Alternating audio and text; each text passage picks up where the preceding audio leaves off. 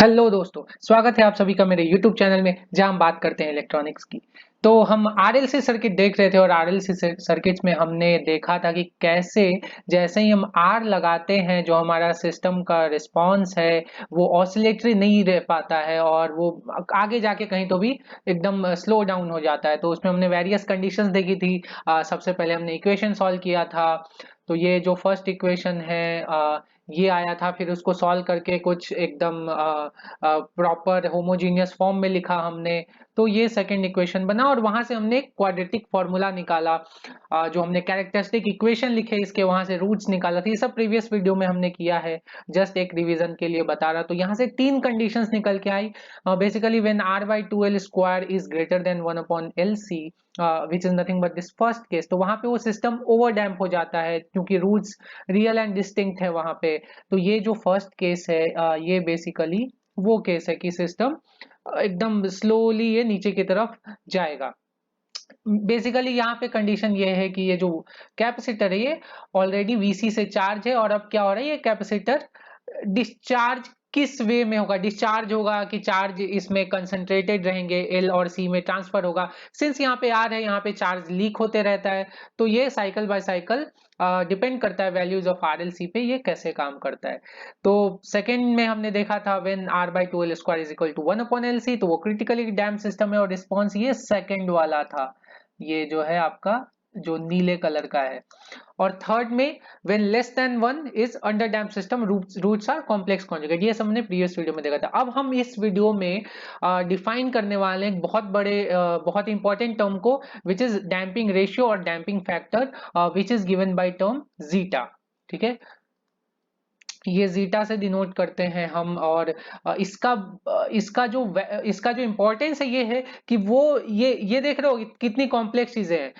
1/4 R C L upon R and all that. मैंने फिर भी काफी सिंप्लीफाई करने की कोशिश की थी कि ये time constant of RC circuit, ये एल आर सर्किट, तो कुछ तो रेशियो है उन दोनों का।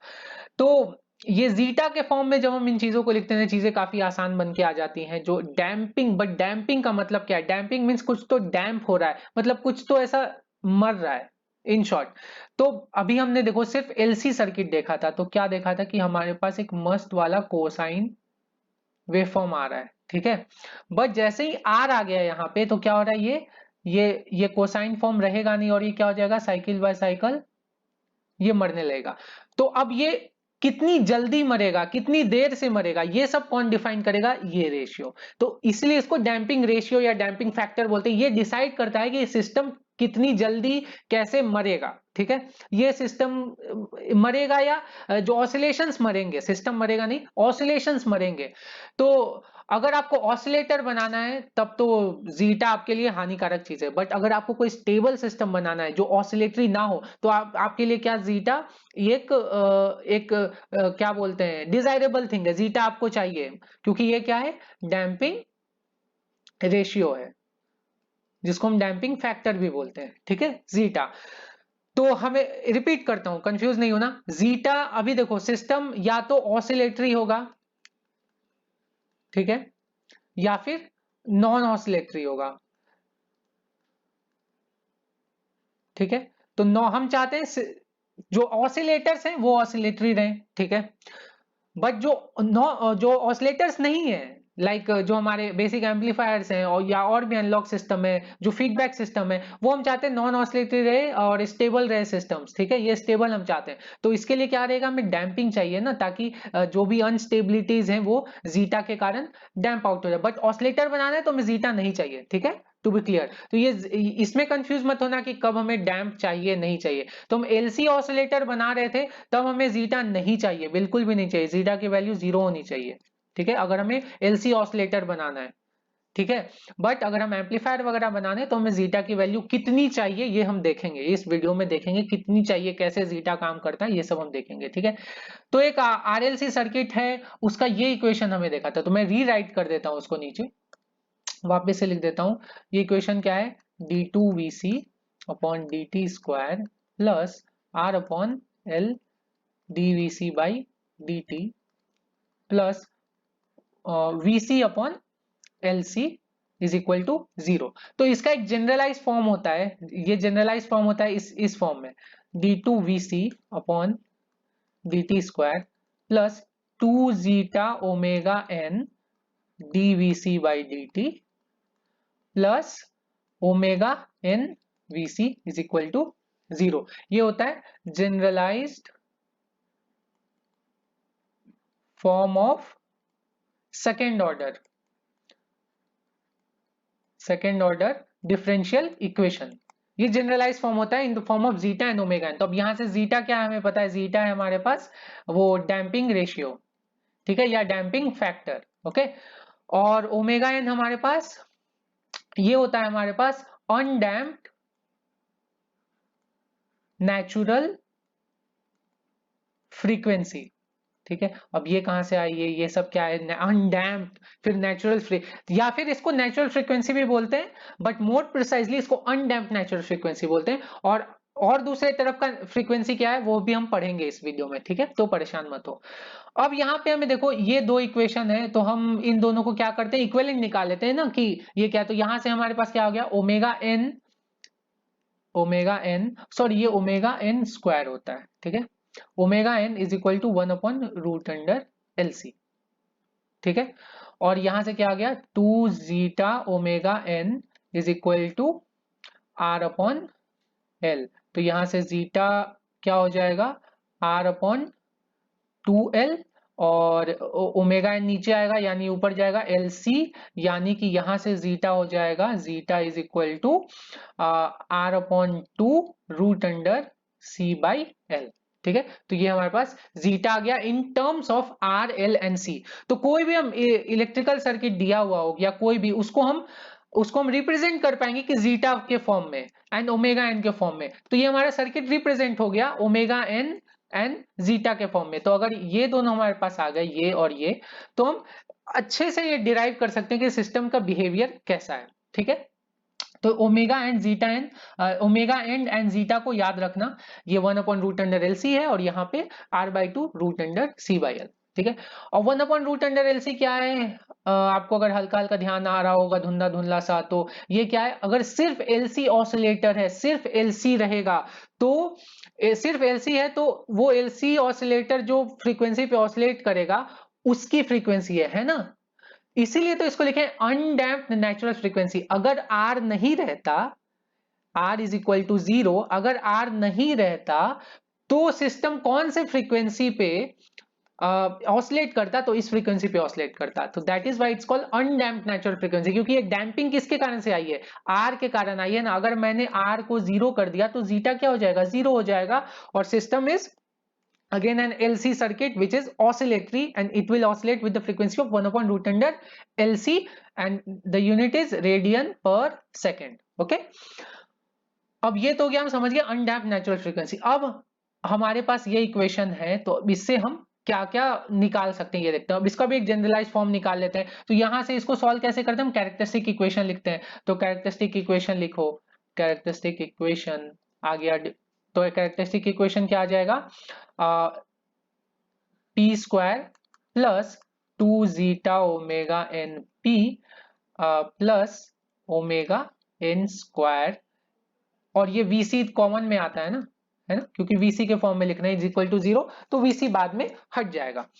तो ये आ जाएगा पी स्क्वायर, तो ये वापस से क्यों लिखना है, ये वीसी को हटा ही देता हूं, ठीक है। अब यहां से इसका जो सॉल्यूशन आता है वो क्या आता है, तो यहां से दो पोल्स आएंगे P1 P2।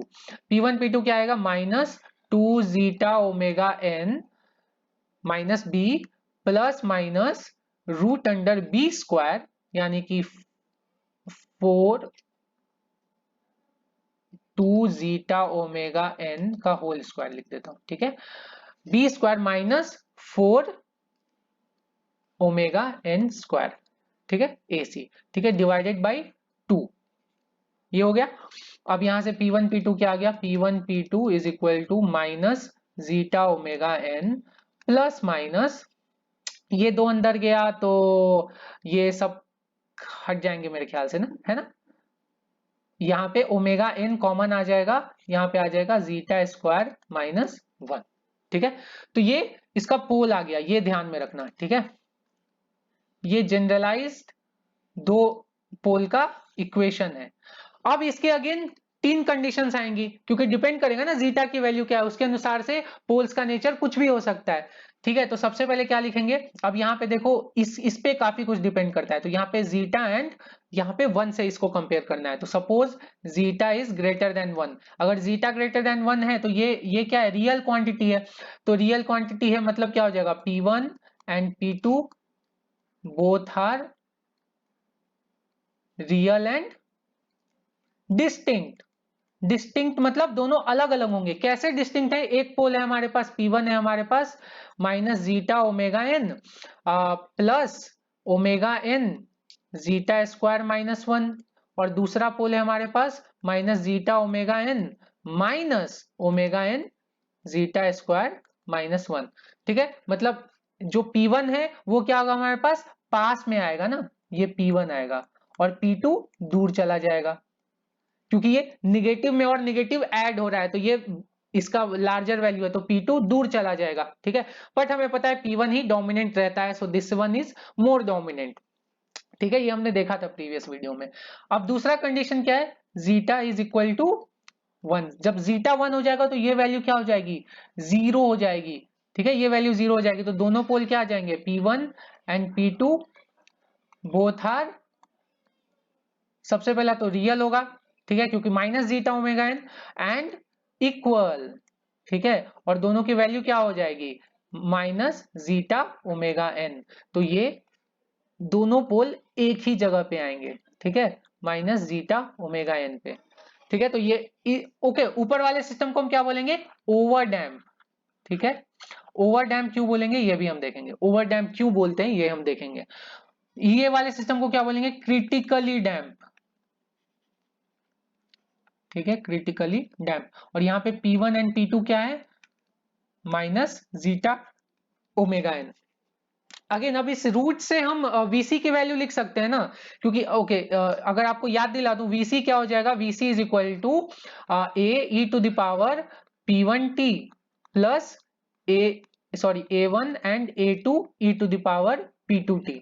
ठीक है, ये हमने प्रीवियस वीडियो में अच्छे से देखा था, तो ये VC का इक्वेशन आ जाएगा। हमें अल्टीमेटली तो VC निकालना है ना, वोल्टेज अक्रॉस कैपेसिटर कैसे, तो ये धीरे धीरे धीरे क्या होता है, ये डिग्रेड करते जाता है ऐसे। ठीक है, ओवर डैम्प सिस्टम में। और यहाँ पे क्या है, यहाँ पे VC ऑफ T हो जाता है A1 plus A2T e to the power PT। ठीक है, क्योंकि यहाँ पे दोनों सेम ही है, तो जीटा ओमेगा एन इसको लेते हैं। अब तीसरा कंडीशन लिखते हैं, when zeta is greater than 1। ठीक है, जीटा सॉरी ग्रेटर देन 1 नहीं, less than 1, zeta is less than 1। तो जीटा अगर लेस देन 1 है तो क्या होगा, अब देखो जीटा लेस देन 1 है मतलब ये क्या हो जाएगा, जीटा लेस देन 1 है मतलब रूट की क्वांटिटी क्या हो जाएगी, निगेटिव। निगेटिव हो जाएगी मतलब जे बाहर आ जाएगा, और इसको मैं रिवर्स कर सकता हूं, तो ये हो जाएगा P1 P2 is equal to minus zeta omega N plus minus J omega N, और जैसे ही जे बाहर आता है मैं क्या कर सकता हूं, रिवर्स कर सकता हूं, 1 माइनस जीटा स्क्वायर। तो ये इस तरह से इसके पोल्स आ जाएंगे, तो ये क्या है, roots are complex conjugate of each other, है ना, roots are complex conjugate of each other. Okay, और ये किस तरह से आएगा, ये देखो ये minus zeta omega N, sorry यहां पे नहीं आएगा, ये यहां पे आएगा। ठीक है, तो ये minus zeta omega N real axis पे, और इमेजिनरी एक्सिस पे ये क्या हो जाएगा, omega N root under 1 minus zeta square. Again omega N root under 1 minus zeta square. तो अब देखो, अब यहाँ पे क्या, ये रियल पार्ट है और ये इमेजिनरी पार्ट है। तो अब इसका सॉल्यूशन हमने क्या बोला था, इसका सॉल्यूशन अगर आपको याद हो, मैं सॉल्व नहीं करूंगा, वापस आप प्रीवियस वीडियो जरूर देखना। तो इसका सॉल्यूशन था VC of T is equal to some constant e to the power PR of T, यानी real part of T, cos of P imaginary of T। ठीक है, ऑफ T नहीं, into T plus some phi. ठीक है। तो यहाँ पे ए और फाई क्या होता है, हम इनिशियल कंडीशन से निकाल लेते हैं, यानी कि रियल पार्ट जो है वो ई के पावर में जाएगा और इमेजिनरी पार्ट कॉस में। तो अगर अब ध्यान से देखो यहाँ पे, तो इसको मैं क्या लिखूंगा, A E to the power minus zeta omega N T cos of ये क्या है, omega N zeta square into T plus five. देखो अब ये तो फेज है, ये कुछ तो फेज डिफरेंस देगा, ठीक है। अब यहाँ पे दो चीजें हैं, दो चीजों का मल्टीप्लीकेशन हो रहा है। एक तो ये आपका कॉस है, ठीक है। तो ये फेज सपोज अभी जीरो है, ठीक है। तो ये कॉस है, ठीक है। और ये क्या है, माइनस है, तो मतलब ये क्या है, यहाँ पे इस तरह से हो रहा है, ठीक है। अब इनका मल्टीप्लीकेशन करते हैं तो कैसा आता है, इनका मल्टीप्लीकेशन कुछ इस तरह से आएगा।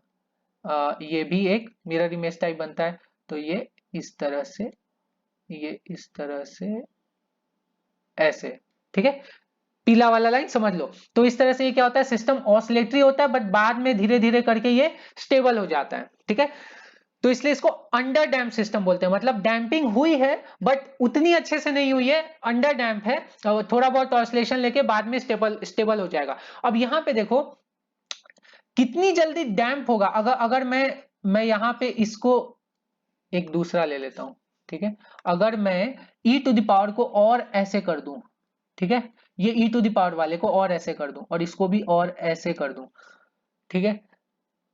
तो क्या होगा, ये सिस्टम जल्दी डैम्प होगा, है ना, ये जल्दी डैम्प होगा, ठीक है। मतलब डैम्पिंग कितना फास्ट हो रहा है ये कौन डिसाइड कर रहा है, ये टर्म डिसाइड कर रही है, ठीक है।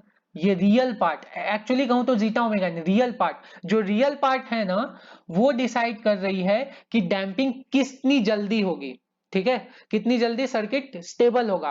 और ये जो है ये ऑसिलेटरी नेचर, जो कॉम्प्लेक्स वाला है वो ऑसिलेटरी नेचर बता रहा है कि सिस्टम में मतलब फ्रीक्वेंसी कितनी हाई आएगी। तो यहां पे क्या होगा, रियल पार्ट जो है, यहां पे देखो रियल पार्ट यानी कि real part is equal to minus zeta omega N.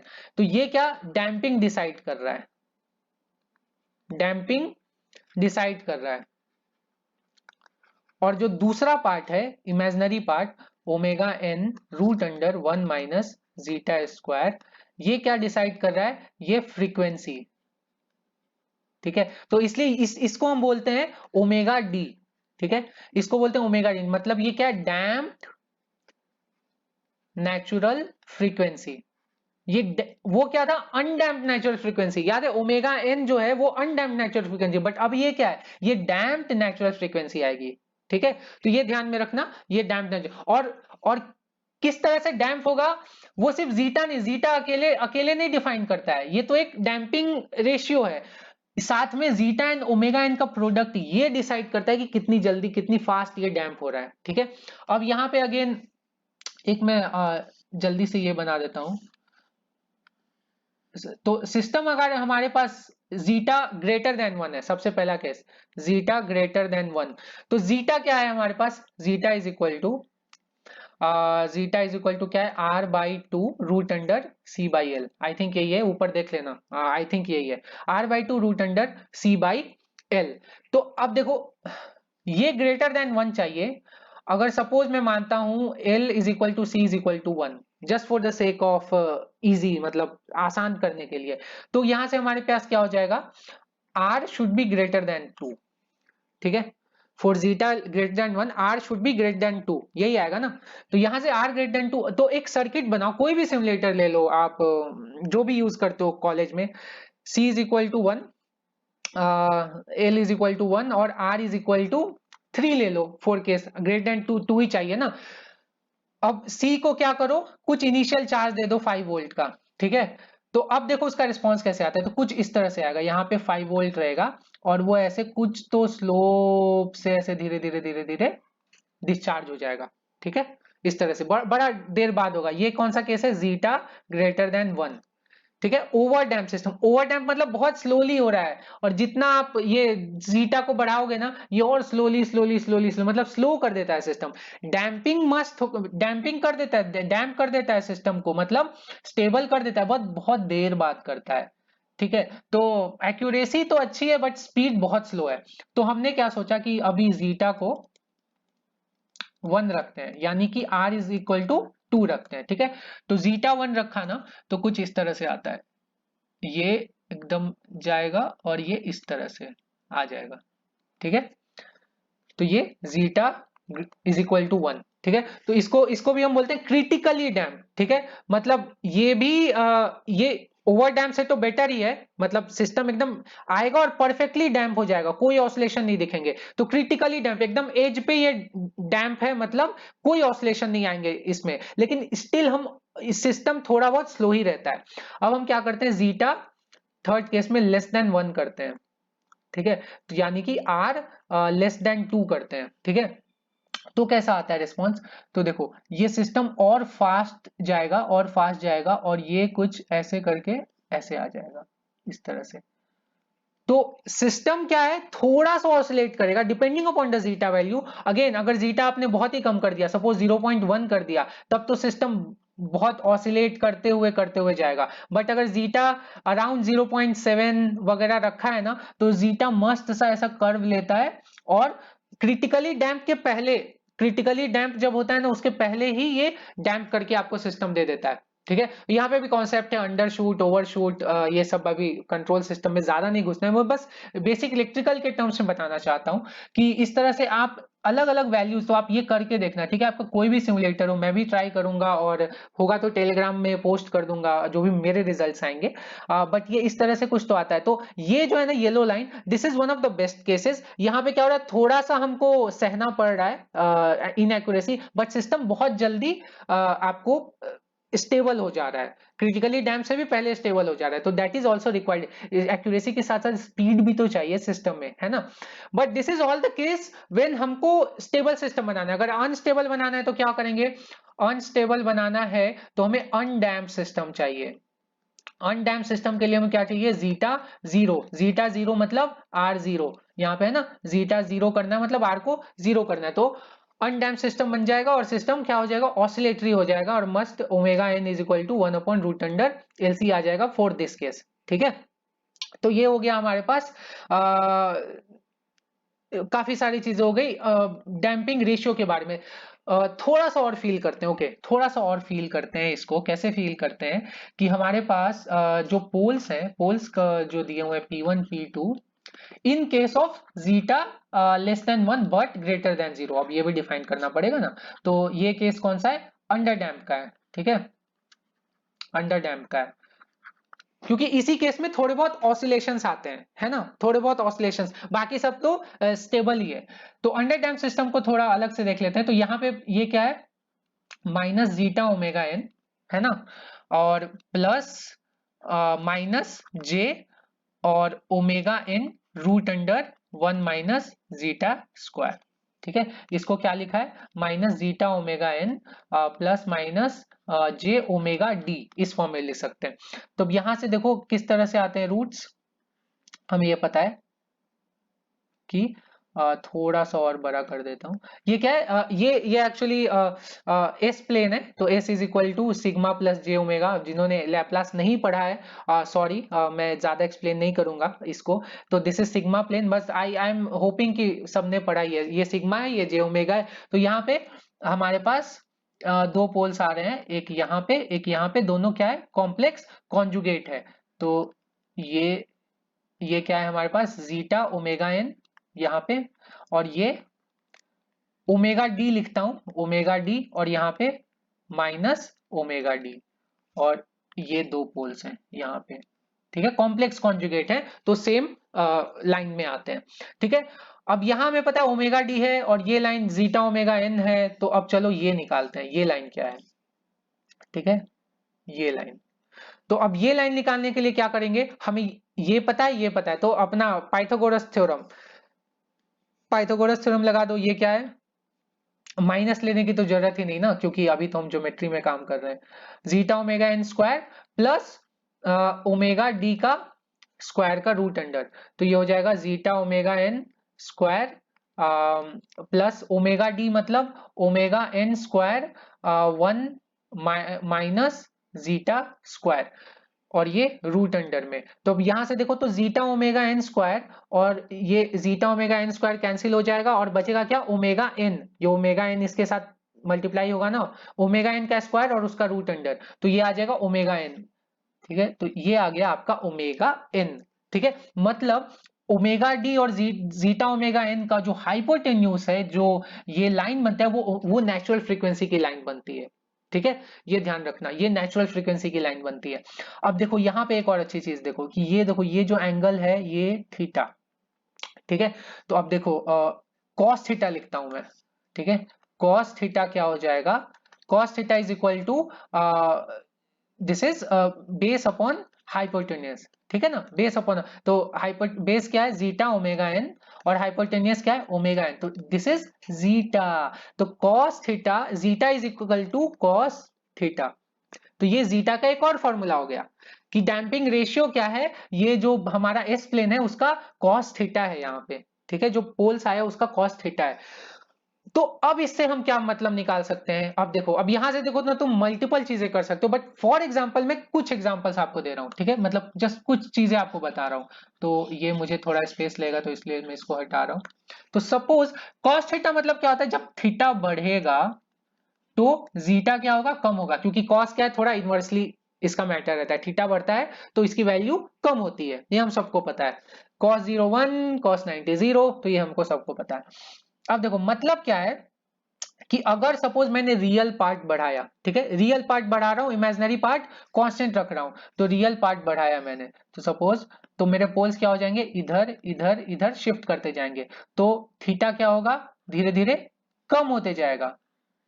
ठीक है, तो थीटा धीरे धीरे कम हो जाएगा, थीटा धीरे धीरे कम हो जाएगा, तो थीटा कम हुआ तो जीटा क्या हो जाएगा, बढ़ जाएगा, तो डैम्पिंग रेशियो क्या हो जाएगा, बढ़ जाएगा, मतलब सिस्टम क्या हो जाएगा, और भी जल्दी, ऐसे एकदम स्लोपी होगा, मतलब जल्दी नहीं, और भी मतलब ऑसिलेट नहीं करेगा, धीरे धीरे जीटा की वैल्यू बढ़ती जाएगी। बट ये कब होगा, ओनली फॉर दिस केस। ठीक है, 0 से 1 के बीच में ये सब कांड होंगे, क्योंकि उसके बाद तो रूट्स क्या हो जाते हैं, उसके बाद तो रूट्स रियल हो जाते हैं ना, 1 के ऊपर गया तो रूट्स रियल हो जाते हैं, फिर ये सब कुछ नहीं, ये सब खेल खत्म 1 के नीचे ही। तो यहां से हम देख सकते हैं कि कैसे हम क्या कर सकते हैं। तो यहां देखो ना, हमारे पास जो एक्सपोनेंशियल पार्ट है वो क्या है, e to the power minus zeta omega N. तो रियल पार्ट हम अगर बढ़ा रहे हैं, मतलब ये जो एक्सपोनेंशियल पावर है उसको हम बढ़ा रहे हैं, मतलब उसके खींचने की शक्ति हम बढ़ा रहे हैं, उसको नीचे, उसको डैम्प करने की शक्ति हम बढ़ा रहे हैं। सिमिलरली अगर इमेजिनरी पार्ट बढ़ाएं तो क्या होगा, ऑसिलेशंस बढ़ेंगे, क्योंकि तब जीटा क्या हो जाएगा, क्योंकि थीटा तब बढ़ेगा और जीटा कम हो जाएगा, तो ऑसिलेटरी बिहेवियर सर्किट का बढ़ जाएगा। ठीक है, अब अगर देखो, अब अगर इसी में सपोज मेरे पोल्स, मैं क्या कर रहा हूं, जीटा ओमेगा एन और ओमेगा डी दोनों को सेम रेशियो से कम कर रहा हूं। ठीक है, तो पोल्स इसी लाइन में है, मतलब थीटा कांस्टेंट है, मतलब जीटा क्या हो जाएगा, कांस्टेंट है। तो इसमें तुम ढेर सारी चीजें कर सकते हो। ठीक है, ये सब ज्योमेट्री है, बट फील आ रहा है ना कि एग्जैक्टली डैम्पिंग कैसे हो रही है, सिर्फ आप और ये एक्सरसाइज तो जरूर जरूर करना, आर एल सी के वैल्यूज चेंज करके देखना कि कैसे रिस्पॉन्स आता है सर्किट का, बहुत मजा आएगा। और आई विल ट्राई कि मैं भी टेलीग्राम पे पोस्ट करूं जो भी मेरे रिजल्ट्स हैं, आई विल पोस्ट इट सून। तो होप्स आपको वीडियो अच्छा लगा होगा और मजा भी आया होगा, क्योंकि ये कॉलेजेस में नहीं पढ़ाते हैं यार, कि खुद मतलब सर्किट से कैसे हम कंट्रोल सिस्टम अलग से सब्जेक्ट है ही, बट सर्किट से कैसे कंट्रोल सिस्टम डिफाइन करना है, that is not very common. So hope so आपको मजा आया होगा, मजा आ रहा है तो मेरे वीडियो को लाइक करो और सब्सक्राइब करो मेरे चैनल को। तब तक के लिए बने रहो, have a nice day, take care, bye bye, see you.